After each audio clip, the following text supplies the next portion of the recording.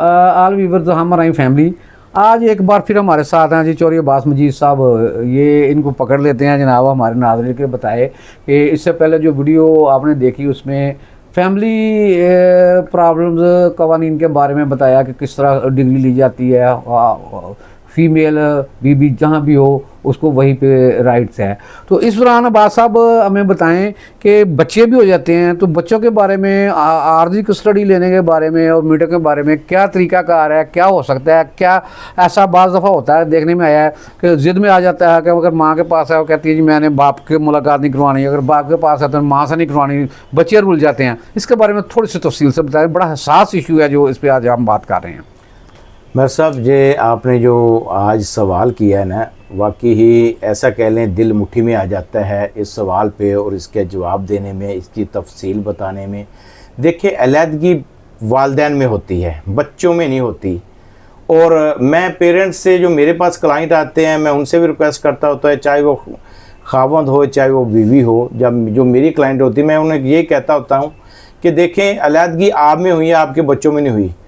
अगर मेरे पास कोई माँ आती है तो मैं उससे कहता हूँ कि आप इनके वालिद के साथ इनकी कंटिन्यू मुलाकात करवाएं, ये वालिद के बगैर अधूरे है। अगर वालिद के पास कस्टडी हो तो मैं उन्हें कहता हूँ कि ये अपनी माँ के बगैर अधूरे हैं, माँ को मिलना चाहिए।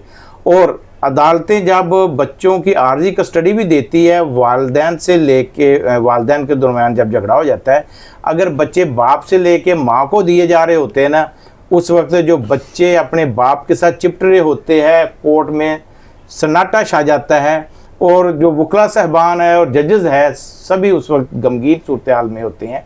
जब भी किसी एक वालिद से वालदा को दिए जा रहे होते हैं बच्चे, जहाँ वालदा से वालिद को दिए जा रहे होते हैं, तो ये एक ना गमगीन सी सूरत हाल होती है। ये ऐसा केस है जो शायद आम माशरे में जो है जिनके साथ बीतती है उन्हें अंदाज़ा होता है, या जो इस प्रोसीजर को कर रहे होते हैं उन्हें अंदाज़ा होता है कि बच्चों का उस वक्त जो रोना होता है, जो वालिदैन चिपना होता है, वो किस कदर संगीन होता है। आप सवाल आप जो है किया है आपने बच्चों की कस्टडी का तरीक़ाकार कि वो सवाल का तल्लक है बच्चों की आर्जी कस्टडी के बारे में। देखिए, अगर बच्चे वालिदैन की अलहदगी, माँ और बाप की अलहदगी होती है, अलहदगी के वक्त बच्चे अगर वालिद के पास है तो वालदा बाद में किसी तरीके से भी छीन के ले जाती है। जब बच्चे वालदा के पास थे तो बाद में वालिद छीन के बच्चे ले गया, तो उनके पास वो फरीक जो मुतासर हुआ जिससे बच्चे छीने गए, वो मुतलका ज़िला की सेशन जज साहब की कोर्ट में ज़ाब्ता फौजदारी के सेक्शन 491 के तहत एप्लीकेशन फाइल करेगा बच्चों की आर्जी कस्टडी के लिए। और बजरिया पुलिस बच्चे बरामद जो है ना, बच्चे बरामद करके कोर्ट में पेश किए जाएंगे और बच्चे उसके बाद उन्हें समाअत किया जाएगा। दोनों फ्रीकैन को, वालिद साइड है या वालदा साइड है, उन्हें समाअत करते हुए अदालत मुनासिब समझेगी तो आर्जी कस्टडी चाहे तो वो पटिशनर को दे देगी जो कोर्ट में आया, जो फ्री कोर्ट में आया। अगर अदालत मुनासिब समझेगी तो वो बजाय उस पटिशनर को जो अदालत में आया उसके बजाय जिससे बच्चे बरामद किए हैं अब उसे भी बच्चे दिए जा सकते हैं। और ज़ाब्ता फौजदारी सेक्शन 491 के तहत अब सेशन कोर्ट और मखसूस हालात में हाई कोर्ट में भी यही पटिशन फाइल की जा सकती है। उसमें भी सेम ही तरीक़ाकार होगा। अदालत देखेगी कि बच्चे तो बरामद हो के आगे किसी एक फरीक से, अब उनको आर्जी कस्टडी के लिए बेहतरीन फरीक कौन है, माँ को दिए जाए या बाप को दिए जाए। वो आर्जी कस्टडी का मौके की सूरत हवाल की नज़ाकत के मुताबिक, बच्चों के लगाव के मुताबिक जो मुनासिब समझे कोर्ट फैसला कर सकती है।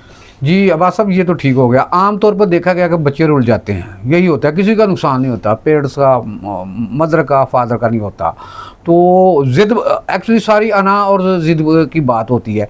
इसमें ये देखें कि बाज़ दफ़ा ऐसे हालात पैदा हो जाते हैं कि मियाँ बीवी एक दूसरे की शक्ल नहीं देखना चाहते जिनके बच्चे होते हैं, तो कोई ऐसा एग्रीमेंट आपस में कर लें तो वो वैलिड है कि ना जी बच्चे माँ के पास जाएंगे ना बच्चे बाप के पास हो, तो वो माँ के पास जाएंगे, माँ के पास हो बाप के पास जाए। कानून इसके बारे में क्या कहता है?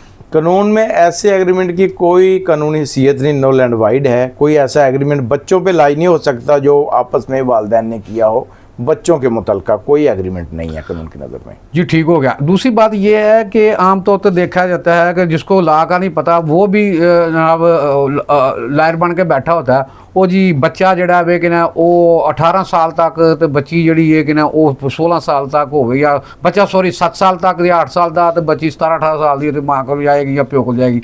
ऐसा कोई इशू है कि इस तरह की आगे इसमें बारे में वेलफेयर माइनर ही देखा जाता है? कोई कानून में ये मेंशन नहीं है एज, कितनी एज का बच्चा किसके पास होना चाहिए। वेलफेयर ऑफ माइनर ही देखी जाएगी। क्या आया उनकी परवरिश वालिद बेहतर कर सकता है, वालिद का माशरती मेयार क्या है, उसकी एजुकेशन क्या है, या वालदा का माशरती मेयार क्या है, उसकी एजुकेशन क्या है, उनकी इनकम क्या है, उनका माहौल क्या है घर का, वो देखते हुए जो है अदालतें फ़ैसला करेंगी माइनर के हवाले से। और उसके अलावा कोई कानून में नहीं है एज की कोई लिमिट नहीं है। जी ठीक हो गया। बात साहब ये बहुत ही हसास इशू जिस पे आज हम बात कर रहे हैं, आपका तो रोज़ वास्ता रहता है कि ना आप लायर हैं, इसके बारे में हमारे नाज़रीन और उन फैमिलीज़ के लिए कि जो इस प्रोसेस से गुजर रहे हैं, अल्लाह ना करे कि ऐसी हो, कोई अपने एक्सपीरियंस की बुनियाद पे कोई ऐसा मैसेज कि किसी का कोई घर बाजे बच्चे जो हैं वो अदालतों में जाने से बाद से कोई ख़ास पैगाम खुसूसी तौर पर आप देते हैं? देखिए जी, जो वालिदैन की अलहदगी होती है वो तो यकीनन किसी गलत फहमी का ही नतीजा होता है। उसमें शैतानी क़ुव्वतें जो हैं वो गालिब आ जाती है। और अगर वो उस पर थोड़ा सा सब्र कर लिया जाए, मामले के नज़ाकों को देखा जाए, दोनों फ्रीकैन को थोड़ा सा टाइम दिया जाए, जल्दबाजी ना किया जाए, तो चंद अरसे के बाद ही अक्सर घर दोबारा आबाद हो जाते हैं। और ये तजर्बे में आए हैं कि जिनकी फौरी तौर पे किसी वकील ने डिवोर्स नहीं करवाई, थोड़ा सा उसने इस चीज़ को देखा है कि मैं अपनी फ़ीस ना देखूं बल्कि इनके घर की परवाह करूं। और अल्हम्दुलिल्लाह मैं शुक्र अदा करता हूं अल्लाह का, अल्लाह ताला ने तौफीक की है। मेरे पास तो खैर मेरे सब जो भी ऐसा केस आया है तो मैंने उनके से कभी फ़ीस नहीं ली, कागजात लटकाए रखे हैं और उनको समझाने की कोशिश की, और बहुत सारे घर अल्हम्दुलिल्लाह आबाद होके माशाल्लाह, अच्छी बात। और जहाँ तक आप का आज का टॉपिक था बच्चों की कस्टडी के हवाले से, तो आर्जी कस्टडी की बात बयान होगी सेशन कोर्ट और हाई कोर्ट में। उसके बाद होता है कि दूसरा फरीक जो है, जो जिससे बच्चे लेके किसी फरीक वालिद से लेके वालदा को दे दिए गए या वालदा से लेके वालिद को दे दिए गए, तो वो बच्चे जिससे बच्चे फिल वक्त कस्टडी ले ली गई है, उसके पास रेमेडी क्या होगी, वो गार्डियन कोर्ट में दावा फाइल करेगा, पिटीशन फाइल करेगा, गार्डियन कोर्ट में एप्लीकेशन देगा कि बच्चों की मुश्किल कस्टडी के लिए। वहाँ पे गार्डियन कोर्ट देखेगी कि बच्चों की बेहतर वेलफेयर कौन सा फरीक कर सकता है, वालदा कर सकती है। अब आफ्टर एविडेंस, शहादतों के बाद मुश्किल कस्टडी का फैसला होगा। वो जो कस्टडी पहले हाई कोर्ट से या सेशन कोर्ट से किसी फरीक को मिली वो आर्जी है।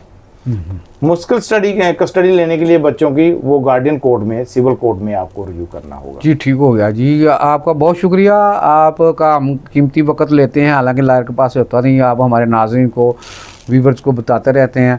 वक्तन फ़क्तन आपको हम तंग करते रहेंगे, आपकी राय नुमाइंदगी देते रहेंगे। ये आल व्यूवर्स आपने फीडबैक भी देनी है तो नंबर थंबनेल पे आ जाएगा। किसी ने कोई ज़िंदगी में कोई हर तरह की ज़रूरत पड़ जाती है ये इस दुनिया में रहते हुए, ख़ास तौर पे पाकिस्तान में, तो आप अब्बास साहब से बराह रास्त बात कर सकते हैं, नंबर से मशवरा ले सकते हैं। ये आपको बिल्कुल ऐसे ही मशवरा देंगे जिस तरह अपनी ज़ात के लिए देते हैं। बहुत शुक्रिया अब्बास साहब, जज़ाकल्लाह।